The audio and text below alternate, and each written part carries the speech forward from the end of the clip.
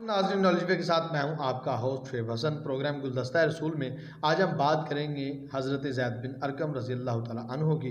ہمارے ساتھ as usual موجود ہیں حیدر کرار اور زبیر علی۔ جی زبیر، حضرت زید بن ارقم کا تعارف تاریخ میں کیا ہے، ذرا بیان کریے گا۔ جی بسم اللہ الرحمن الرحیم۔ تمام مورخین نے حضرت زید بن ارقم رضی اللہ تعالیٰ عنہ کے بارے میں لکھا ہے کہ آپ بہت جلیل القدر صحابی ہیں۔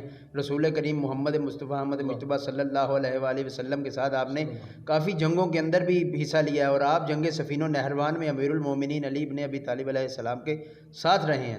اور آپ کا تعارف یہ ہے کہ زید، آپ کا نام زید بن ارقم بن زید بن قیس بن نعمان بن مالک انصاری اور قبیلہ خزرج سے تعلق رکھتے ہیں۔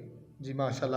جی حیدر، آپ بتائیے گا حضرت زید بن ارقم کا تاریخ میں اور اسلام کے حوالے سے کیا ہمیں ملتا ہے واقعہ؟ حضرت زید بن ارقم بڑی فضیلت والے صحابی ہیں۔ رسول اللہ کے جو شروع والے صحاب ہیں ان میں سے ہیں والسابقون السابقون اولئک المقربون، یہ جن کی شان میں نازل ہوئی ہے، یہ ان شروع والے صحاب میں سے ہیں۔ زید بن ارقم کا ایک واقعہ بہت مشہور ہے کہ ایک غزوہ کے موقع پر واپسی کے اوپر منافقین مدینہ جو تھے، عبداللہ ابن ابی رئیس منافقین تھے، تو وہ وہاں سے غزوے کے موقع پر واپس آ رہے تھے، تو آپس میں ایک انصاری کی اور ایک مہاجر کی لڑائی ہوگی وہاں پہ۔ تو اس نے اس بات کو طول دیا اور اس کو بڑھا کے جو ہے اس نے یہ الفاظ کہے کہ یہ کل تک ہم ان کو جو ہے وہ سارا کچھ دے رہے تھے اور ہم نے ان کو پناہ دی، اور آج یہ ہمارے اوپر چڑھائی کر رہے ہیں، ہم واپس جائیں گے تو ان کو شہر سے نکال دیں گے۔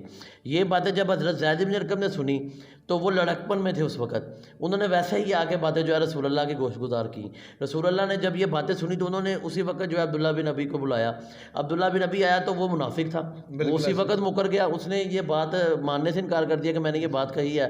تو زید بن ارقم کو اس بات کا بڑا قلق ہوا اور انہوں نے یہ دعائیں مانگنا شروع کر دی کہ یا اللہ میری بات کی تصدیق فرما کہ میں نے یہ سنا اور میں نے یہ سچ بات کہی ہے، اور میں نے رسول اللہ سے بیان کر دیا، تو اب اگر یہ رسول اللہ سے بیان کر دیا بالکل، اور رسول اللہ نے اس کا عذر قبول کر لیا، وہ آگے سے مانا ہی نہیں، تو رسول اللہ نے قبول کر لیا، انہوں نے دعا کرنی شروع کر دی، اور اللہ تعالیٰ نے منو ان وہی باتیں جو عبداللہ بن ابی نے کہی تھی کہ ہم ان کو جا کے جو ہے وہ شہر سے نکال دیں گے، تو ویسے کی ویسے ہی نازل ہوئیں، اور زید بن ارقم جو ہے اس بات پہ بڑا انہوں نے مسرت کا اظہار کیا۔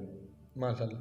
جی زبیر، آپ بتائیے گا حضرت زید بن ارقم نے جو رسول اللہ کے ساتھ وفائیں کی ہیں اور ان کی زندگی میں جو واقعات ملتے ہیں ہمیں، ان کے بارے میں کچھ بیان فرمائیے۔ جی حضرت زید بن ارقم غزوہ بدر اور احد کے اندر تو کم سن تھے، مگر ان کے بعد آپ کا پہلا غزوہ جو ہے وہ غزوہ مریثہ ملتا ہے کہ رسول کریم کے ساتھ آپ نے 17 غزوات کے اندر جو ہے شرکت کی ہے، اور آپ کے ساتھ بہت ہی محبت و وفاداری کے ساتھ جان نثاری کے ساتھ جنگوں میں حصہ لیا۔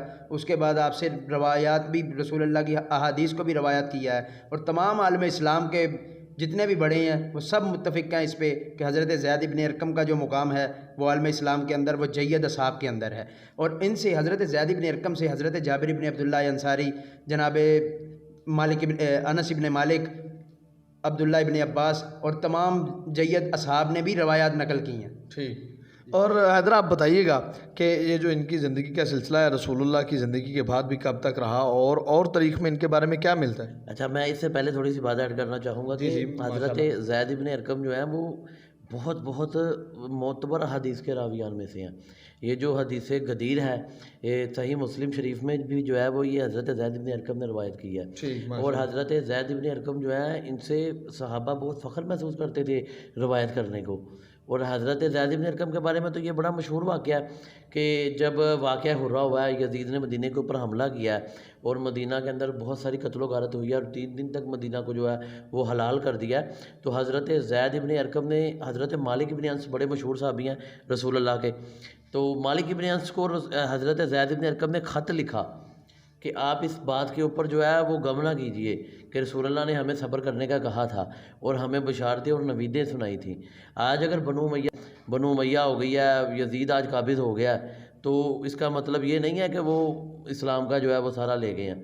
تو حضرت زید بن ارقم نے خط لکھا، اور مالک ابن انس اس بات پر جو ہے وہ انہوں نے اس کو بڑا فخر سے بیان کیا، اور وہ خوش ہو گئے کہ انہوں نے جو ہے وہ تسلی دل۔ اس بار آپ بتائیے گا کہ ابھی حیدر نے بیان کیا کہ انہوں نے واقعہ ہر رہا جو یزید نے جب حملہ کرنے کی کوشش کی ہے، تو غالباً یہ کربلا کے تک بھی زندہ ہیں، تو کربلا میں ان کا کردار نظر نہیں آیا، یہ کہاں تھے؟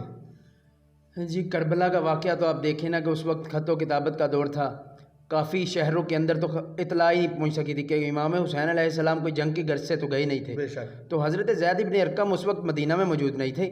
تو جیسے ہی کربلا کا واقعہ ہو چکا تھا تو کربلا سے جب واپسی کے اوپر یہ ابن زیاد ملعون کا جو لشکر سروں کو لے کر آ رہا تھا تو اس دربار کے اندر کے جہاں پہ ابن زیاد ملعون بیٹھا ہوا تھا وہاں پہ رکھا انہوں نے سر. اور حضرت زید ابن ارقم نے جب امام حسین علیہ السلام کا سر دیکھا تو اٹھ کھڑے ہوئے. اس نے چھڑی سے آپ کے لبوں کے اوپر چھڑی مارنا شروع کی تو آپ حضرت زید ابن ارقم گستاخی برداشت نہ کر سکے, اٹھ کے پورے مجمع کے اندر بولنے لگے, اے ابن مرجانہ کے بیٹے تو کیا کر رہا ہے, یہ وہ ہونٹ ہے, یہ وہ دانت ہے کہ جنہیں رسول کریم چوما کرتے تھے. تو اس مجمع سے باہر نکلتے ہوئے وہ بولتے ہوئے باہر لوگوں کو مجمع میں کہنے لگے کہ لوگوں تم نے فرزند فاطمہ کا ساتھ نہیں دیا اور تم لوگ اب تم پر اللہ کی طرف سے عذاب مسلط ہوگا. اور وہی ہوا. پھر وہ سب کے سب لوگوں کو مختار ابن ابی عبیدہ ثقفی نے ان لوگوں کو قتل و غارت کے ساتھ بہت برا حال ختم کر دیا. جی ناظرین, آپ نے سنا حضرت زید بن ارقم صحابی رسول صلی اللہ علیہ وآلہ وسلم ہیں. تمام صحابہ ہمارے سر کا تاج ہیں اور انہی کے دم سے جو ہے وہ یہ اسلام ہم تک پہنچا ہے. اور زید بن ارقم کی زندگی کے حالات آپ نے سنے. میں ایک بار پھر سے یہی کہوں گا اور ہر بار کہتا ہوں, پروگرام کی ضرورت اس امر کی ہے کہ ہم اپنے بچوں کو اصحاب رسول صلی اللہ علیہ وآلہ وسلم اور اہل بیت کی معرفت سے نوازیں تاکہ ہمارے بچے اپنے کردار میں پختگی لا سکیں. اگلے پروگرام یعنی گلدستہ رسول میں ایک نئے صحابی کے ساتھ آپ کے ساتھ ملاقات ہوگی انشاءاللہ. اجازت دیجیے, اللہ حافظ.